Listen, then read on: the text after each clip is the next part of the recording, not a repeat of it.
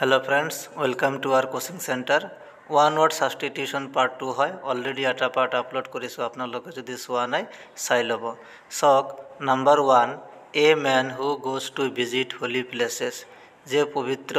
স্থান ভ্ৰমণ কৰে তাক পিলগ্ৰিম বুলি কোৱা হয় number 2 a man who speaks about future যে ভৱিষ্যত সম্পৰ্কে কথা কয় তাক ফৰটেলাৰ বুলি কোৱা হয় Number 3, a man who carries luggage je boy bostu koriai loy porter ba kuli buli koa hoy. Number 4, a man who walks outer space je mohakakhot khoj kare ba bhromon kore tak astronaut buli koa hoy. Number 5, a man who loves mankind je manav jatik bhal pai tak philanthropist buli koa hoy. Number 6, one who does not believe in God যে ঈশ্বরক বিশ্বাস নকৰে তাক এথিষ্ট বুলি কোৱা হয় বা নাস্তিক Number 7, one who believes in God যে ঈশ্বৰক বিশ্বাস কৰে তাক আস্তিক বা থিষ্ট বুলি কোৱা হয় Number 8, one who look at the bright side of a thing যিজনে কোনো এটা বস্তুৰ ভাল দিশৰ কথা চিন্তা কৰে তাক পেছিমিষ্ট বুলি কোৱা হয় Number 9, one who does not take meat or egg যে মাংস আৰু কণী নাখায় তাক ভেজিটেৰিয়ান বুলি কোৱা হয় Number 10, one who lives at the same time with another একে সময়তে বসবাস কৰা দুজন মানুহ কি বুলি কোৱা হয় কন্টেম্পোৰাৰী বা সমসাময়িক Number 11, one who works with another in the same office একেটা অফিসতে কাম কৰা দুজন মানুহ কি বুলি কোৱা হয় কলিগ বা সতীৰ্থ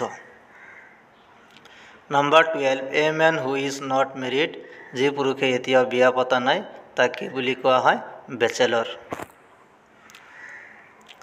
Number 13, a girl who is not married যে ছোৱালীৰ এতিয়া বিয়া হোৱা নাই তাক কি বুলি কোৱা হয় maiden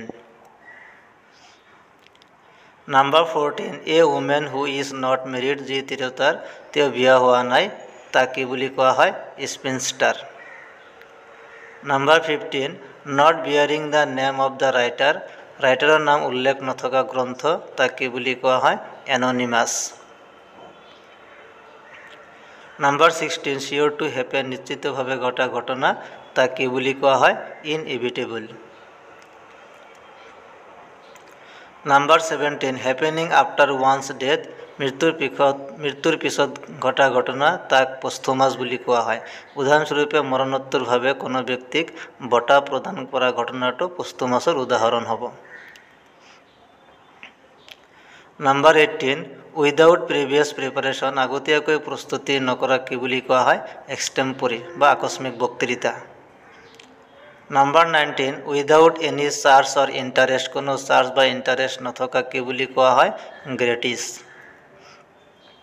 Number 20, a paper written by the hand হাতেৰে লিখা যিকোনো পেপাৰ তাক manuscript বুলি কোৱা হয়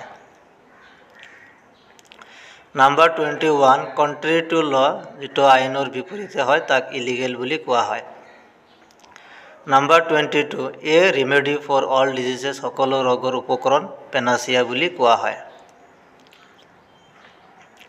Number 23, of one's own accord নিজৰ ইচ্ছাতে যি হয় voluntary Number 24, at the right time ঠিক সময়তে তাক কি বুলি কোৱা হয় punctually Number 25, at the same time একে সময়তে তাক কি বুলি কোৱা হয় simultaneously